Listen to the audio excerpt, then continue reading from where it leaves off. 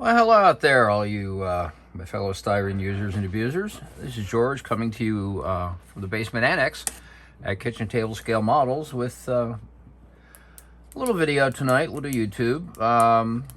This is kind of volume 2 of my bucket list builds.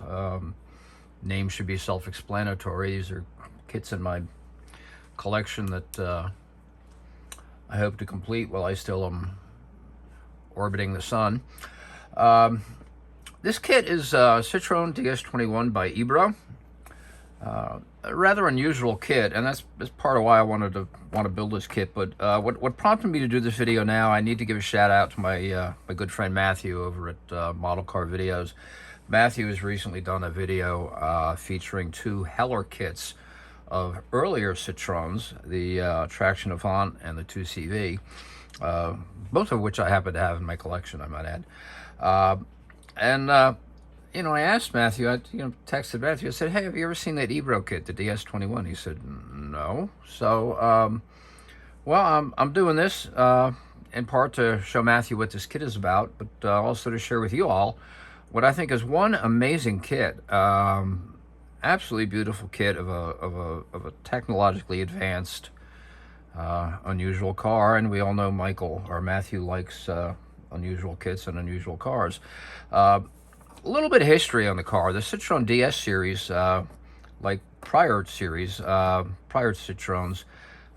they lasted for a long time. I think the Traction Avant was around for probably about 35 years, of course interrupted by a little disruption in Europe during the 40s. But the Citroen DS series was introduced in '55 as a DS19, which is which had basically the body was identical, or real similar, just trim differences. But it had a 1900cc inline 4-cylinder with Hemi heads, as Chrysler was playing around with 426 Hemi, or I guess a 392 Hemi back then. Citroen was not to be outdone. They were doing their own Hemi heads. This one is a little weirder though than your 55 Chrysler.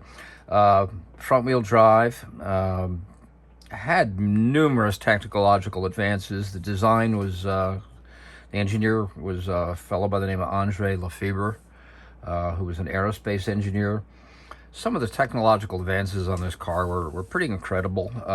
It featured a hydraulic suspension, which some might say made it the first lowrider, because you would park this thing and it would squat down on its belly pan, or you can raise the wheels up as high as you want. One of the unique features of that, and I remember seeing films of this at the time and hearing about this, is that the way the hydraulic suspension was designed, you could actually change tires without a jack. You could raise the wheel that you needed to change and pull the wheel off, replace it, and put it back again. Again, full hydraulic suspension. Headlights were unique. They operated by way of cable. When you turn the steering wheel, the headlights turned as well. One of the other interesting advances in the manufacturing and construction is every body panel on this was easily removable and could be replaced for repairs or painting. So the French were really way ahead of their times in a lot of ways. Again, the 19 was introduced in '55. Around 1968, the DS21 was introduced. That took it from 71 horsepower to 106 horsepower at 2175 cc's. And the DS21 was available all the way up until 75. The last couple of years of the DS model, I think beginning in 73, there was a DS23, which, as the name would imply, used a 2.3 liter. So that's, kind of an interesting car. There's so much out there on these cars on the internet. I'm not going to try to regurgitate it all to you. Presumably, if you were able to find this video, you can use the search function and learn what you want. About the kit. The kit was manufactured by Ebro. I can't find much about Ebro. What I see on ScaleMates, their first kit was released somewhere around 2012, and it looks like they haven't done anything since about 2021. I remember reading somewhere Can't remember where, seeing something on the interwebs that Ebro was actually started by a couple of engineers and designers from Tamiya that went off on their own and started Ebro. I think ScaleMates lists somewhere around 50 or 55 kits that Ebro produced during those 9 or 10 years. Majority of them were some F1 cars, some nice F1 cars from the 60s in 1/20th scale. Couple 80s F1 cars. Number of other Citroens, including a DS19, which was the predecessor to this model. And for those of you who are into food trucks, you can get a crepe truck, which might make for an interesting diorama subject. But that's enough. Let's look at this kit. Let's see what it's got to offer. I've opened it once. I looked at it. I said, yeah, that's cool. I'm going to build it and put it on my shelf.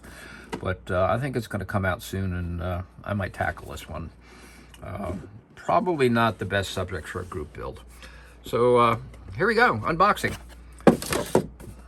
Let's get this out of the way.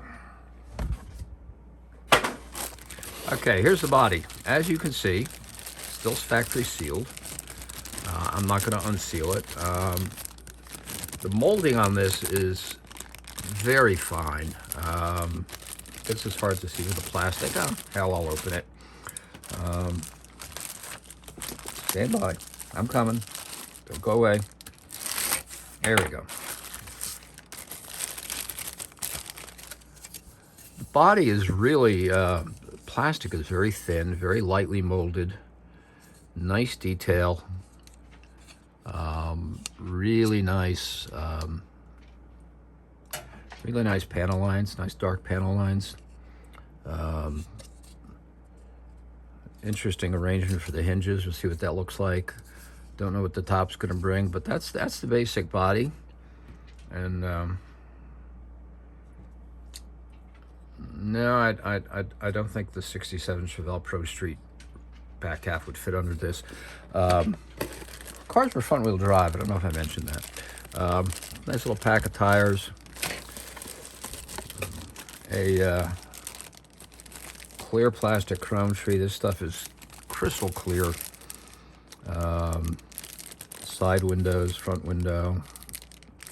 Lots of little other pieces.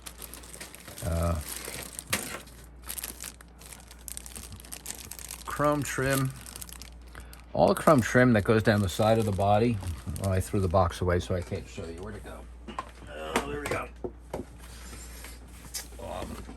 Here's some nice shots of the car. That chrome trim that goes down the side of the body. That's all separate pieces. As you can see on the chrome tree. Not a terrible number of pieces here. Some really nice. I guess they're door handles, mirrors. Look at those mirrors. Beautiful little mirrors. Nice detail. Super fine.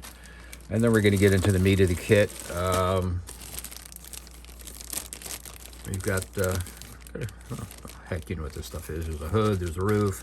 Individual door panels. I like those little horns. They're kind of cool. These headlight buckets.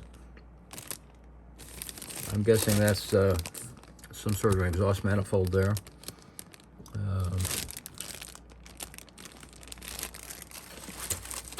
And the interior pieces. Nicely molded seats, really nicely molded door panels. One of the unique features of the Citroen, which I hear commonly referred to as Troons, was a single spoke steering wheel that was done specifically for safety to make it easier for you to read the gauges. Isn't that thoughtful? And last but not least, let's see what the, I don't know, maybe that wasn't an exhaust manifold. I wonder what that was, because that looks like an exhaust manifold. Inline 4-cylinder engine. Looks like some hinge pieces here, maybe. Tiny radiator. Beautiful molding on this kit. And, it really does. Oh, there's a piece off the tree. What is that? Hope it's nothing important. Maybe that there's a bug in the bag. No, it's a piece off the tree.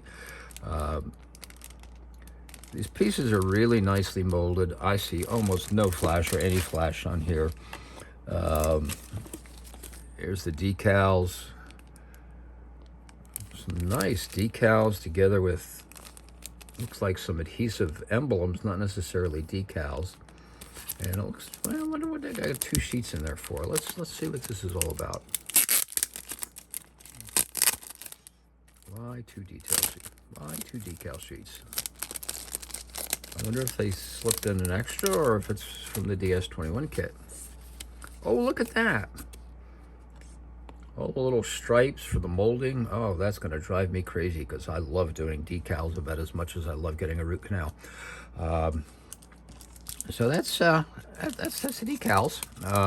That's the basic kit. And I can't get it back in the bag, but I will. Yeah, you can watch me put that in the bag. And let's take a quick look at the destructions. Citroen DS21. Nice detailed instructions. Boy, can you tell these guys came from Tamiya? Look at that. I mean, I wonder if they stole Tamiya's graphic artist when they went off on their own. Instructions look so much like a Tamiya kit. It's not even funny. Nice detail on the engine. All the color callouts are there.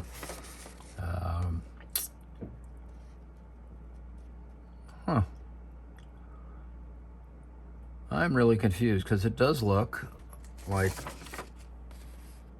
that looks like an exhaust manifold.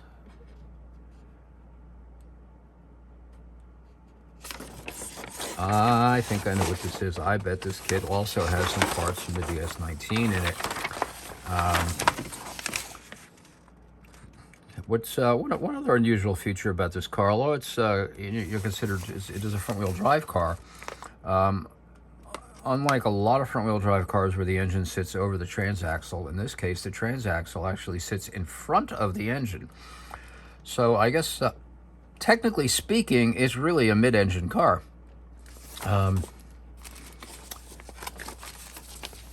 Kit looks relatively simple. You know, it looks like a Tamiya kit. You know, what can I say? And that's not a criticism. That's praise. Yeah. So Matthew, you know, if you're looking out there for another weird kit, you could have a hard time finding weirder cars than French cars, and kits of Citroens are pretty weird. I can't remember when I got this. I want to say I've had this about a year or two. When I bought it, it was still available on Hobby Link. I think it was they were not inexpensive. I think these kits were, when they were new, they were selling, oh golly, I want to say about $75 is what I paid for this one, which you know, I have no problem with it. I think this kit was worth every penny of it. You know, when it's not uncommon to pay twice that for a vintage AMT or MPC kit of certain subjects. But they're still out there on eBay, I've seen. I'm going to be a little more gentle with that. These kits are still out there on eBay. I think saw one when I looked earlier today for $130, $140, somewhere in that frame. So, you know, if you're looking for a weird kit of an interesting car, you know, you can hardly watch a Pink Panther movie from the 60s without seeing Citroens running around, so there's a little nostalgia element there. Yeah, if you're looking for an interesting build of a nice kit, of an unusual car that you're probably not going to see too many of on the contest table if you're so inclined to do this for a contest, this could be a nice subject. You know, I'm not sure what color to do on this one. I originally was looking at this thing. I was going to use the Gunze Sangio wine on the bottom and do the top in titanium silver. I thought that would be kind of a fun combination. I don't like building a lot of models of the same color, and I just, you know, as you might have seen, I did my Rolls Royce. My Rolls Royce was done in the Gunzi Sangia wine. So I'm going to have to find another color because I don't want to duplicate colors, but you know, that's easy enough. There's a lot of colors out there. I'm babbling, so I'm going to stop babbling now and give a shout out again to Matthew for the inspiration to do this little video. And Matthew, I hope you found it interesting. And you know, go find yourself one of these kits and build it. Maybe a buddy build. I don't know. What do you think?